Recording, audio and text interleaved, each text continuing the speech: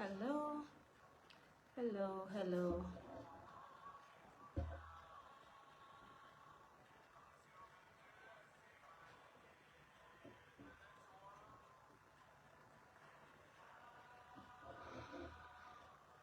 Hello, hello, hello. Good afternoon, good morning, good evening, wherever you're joining from. Just trying to. I wanted to see if I could go live on Instagram today on a different device. So that I'm live here and I'm live on Instagram, but I think I'm just going to stick with Facebook for today. Thank you for joining in. Good afternoon. It's afternoon on my own part. But hello to you. And thanks for joining in. Thank you, thank you, thank you. I hope you had a great Friday. Ebenezer, thank you for joining. I hope your Friday has been going well.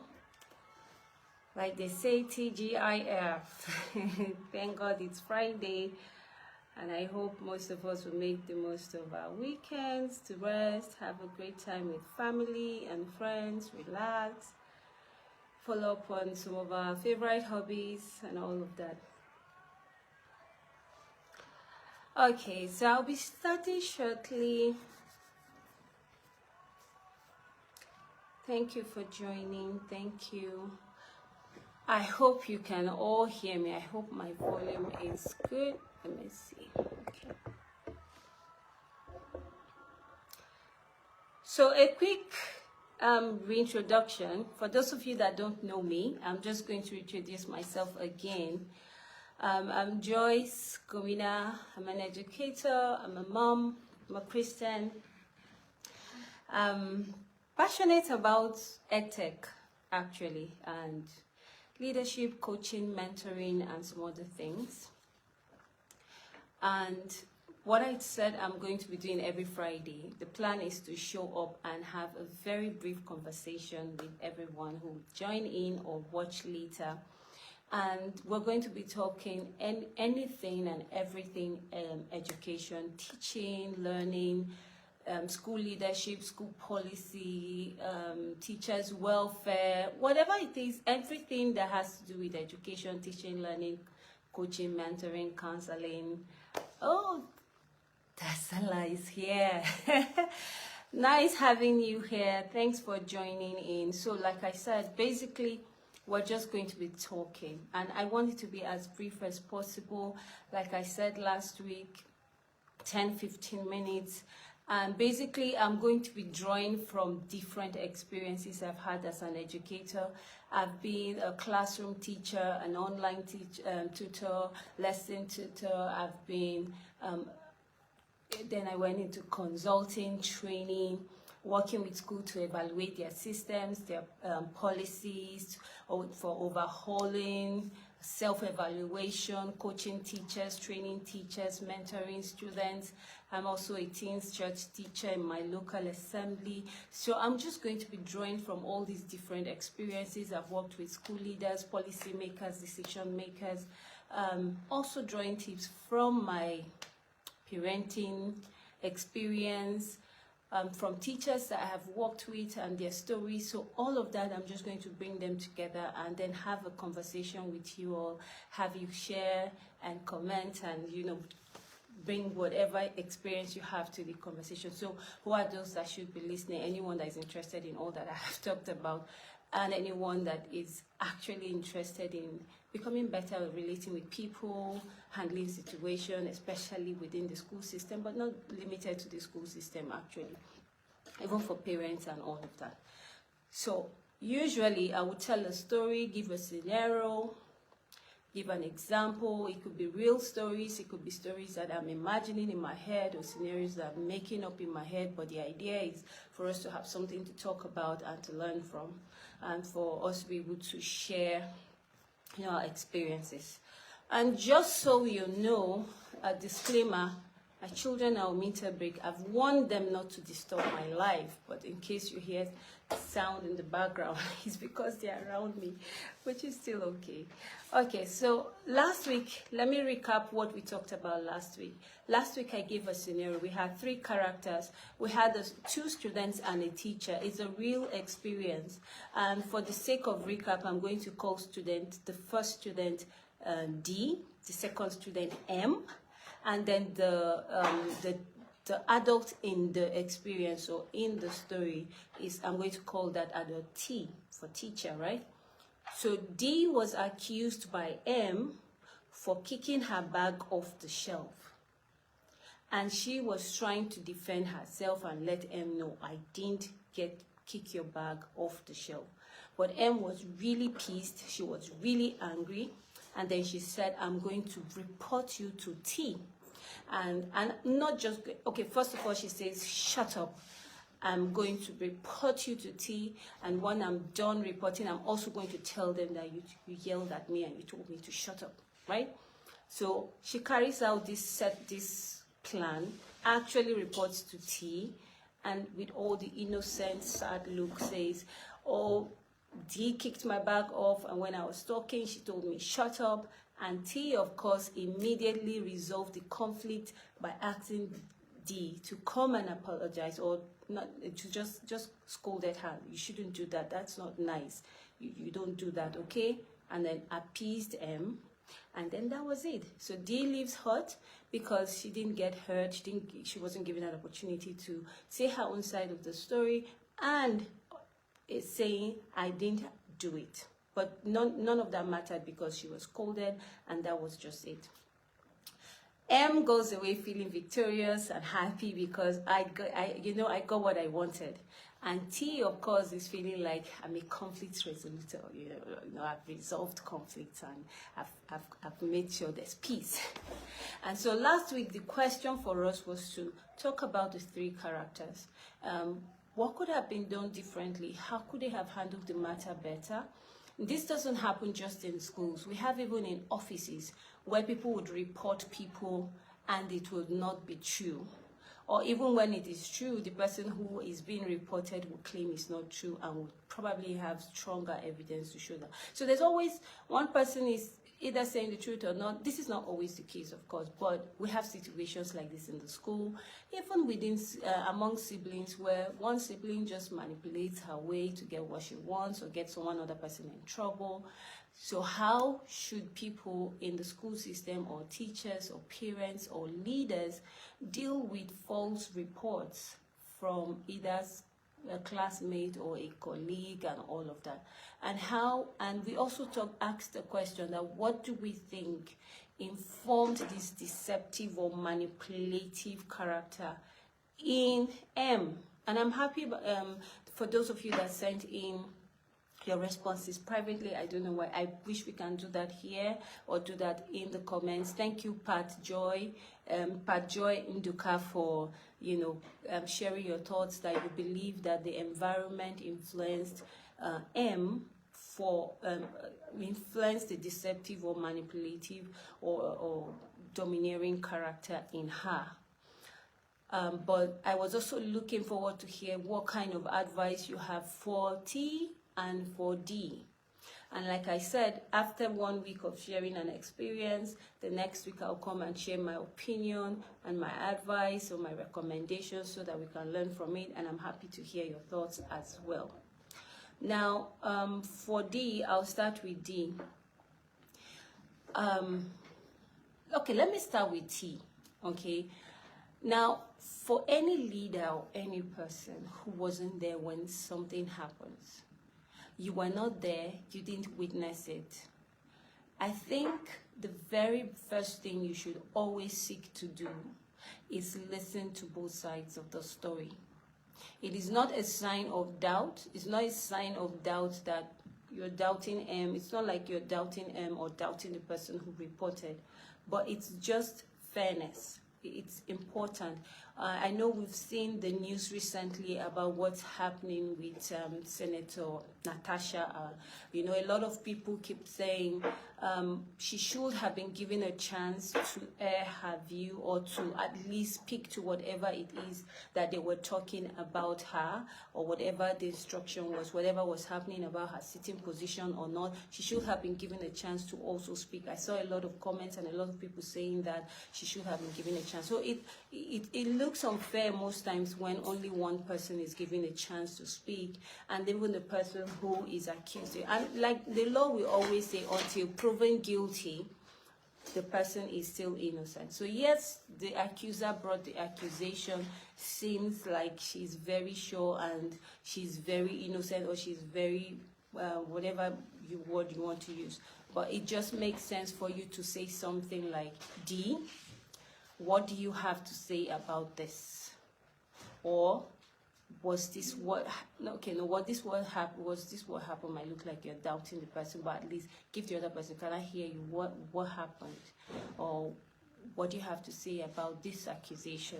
And then give them a chance. That way, anyone who is bringing an accusation knows that there's going to be a fair hearing. You're not someone, so most times we're in a hurry to resolve the problem because we don't want it to be too complex. We want it done quickly so that we can just move on to something else. We do that as parents. I do that sometimes when they just come and I'm like, oh no, just give it to her. I'm like, it's for me, just give her, because we just want peace, or because we just want the place to be quiet. So we just, okay, just give it to her, or just say sorry. No, when we do that, what we end up doing is we create a system that makes people feel like the world is not just justice system. So especially when the person is actually innocent. Okay, so when the person is actually innocent, it creates a wrong picture of what justice should look like. Okay, so please, it's really important that when we get any kind of report in the school from classmates, from whoever is reporting, that we give a fair hearing. We allow the other person say their own side of the story. Let's not just be in a rush to end a situation or to resolve a problem. So you can, that way you encourage people to see that, okay, it is important to always give fair, to be fair. So always listen to both sides before making a judgment. You know, let's not rush to conclusion without proper inquiry. Let's not rush to conclusion. Let's encourage open communication so that people can, because if you had asked, the teacher had asked questions, or T had asked questions like, by the time she hears D's side of the story, she probably would ask, did you see her throwing the bag off the shelf? And if she says, no, I didn't see her, but she was the one standing there, then it will give you a picture where you would say something like, oh, it's possible that she wasn't the one who threw the bag off and all of that. And that's if she's sincere to say, oh no, I didn't see her. But if she then lies on, and if she still goes on to say, yes, I saw her with my own eyes, then that becomes a different case. But somehow, let's not be in a rush to. So adults should ask questions. Ask questions when there's an issue. That way, both parties are heard, and then you're able to encourage clear communication, and then you're able to evaluate the situation better.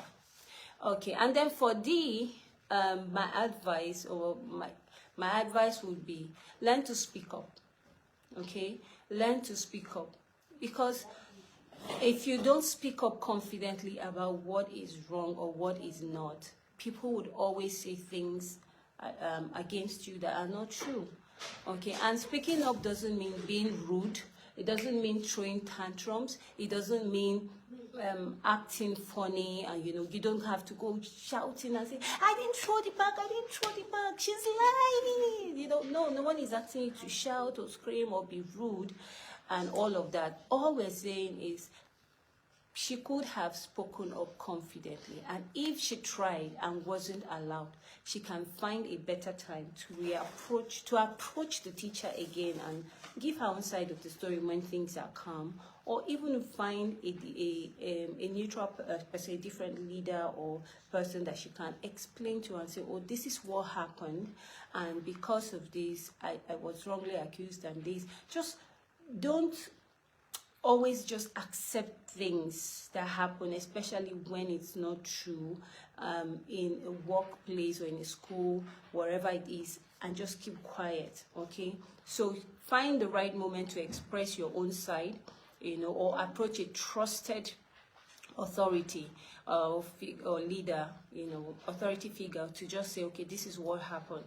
But the most important thing is not to allow frustration to make you lash out while trying to defend yourself. Because like I said, when she was narrating the story, I could see so much pain. I could see that she felt she wasn't treated right because she wasn't given a chance to, but she didn't say anything, and she just held on to that and quietly nursed that pain. So it's better to, instead of walking away with the hurt, it's better to politely insist on telling your own side of the story. Like, please, I didn't do it, and I'd like to explain. And if they don't agree, if they insist that you should, no, keep your mouth shut and all of that. This is what don't just do that. It's wrong, and all of that. Let it be, but find a better time to come back and say your own side of the story, or find a way to make sure you clear the air. Now, for M who is manipulative or deceptive, or feeling like the only way I can get justice is by manipulating the system. We find a lot of manipulators at workplaces, in schools, even within homes. We have people who do that. Thank you, Pat Joy, for saying you're sharing your opinion that you feel like it's the environment that is influencing that kind of behavior. I agree with you. The environment could be one influence. Thank you, Stella Abby. Thank you, Stella, for joining. Thank you, Thompson. Thank you very much, all of you joining and watching. Please feel free to share your thoughts if you heard the story from the beginning, or you watched the previous episode where I talked about this particular scenario. And I named the characters D, M, and T, and that's why I'm saying D, M, and T. So M is the accuser, D is the accused, and then T is the one who resolved the issue, the reconciliator. Okay, so yes, so there are several reasons why children, because now we're talking about a child that is as young as 7 years old. So a child as young as 7 years saying, I'm going to report you, I'm going to set you up, and actually carrying out that threat. There's several reasons, and like Pat Joy mentioned, yes, manipulation, the environment could have really influenced that kind of character. There are several case studies, research, behavioral research that has talked about the possibilities or the reason why a child or anyone can become so manipulative and deceptive. And for children, basically, one interesting research I saw on social learning theory by Bandura, he talked about observational learning. This is learning where people pick up traits or pick up skills or character, behavioral attitudes by observing. Now, if in our classrooms, students get away with things just because they are manipulative or deceptive, and because we are too busy thinking about the scheme of work and not thinking about other aspects of teaching and learning, and we don't pay attention to it, even when we know, but we don't pay attention to it, we send a message to every other person in the class that this is how you should behave to get away with things. Okay, and if we deliberately deceive leaders in the school in front of the students and they are seeing you, okay, you're using your phone in the class, and then a school leader walks in and maybe you're not supposed to use it. I say, did I just see you using your phone? Oh no, I didn't. I wasn't using my phone. I was just moving it.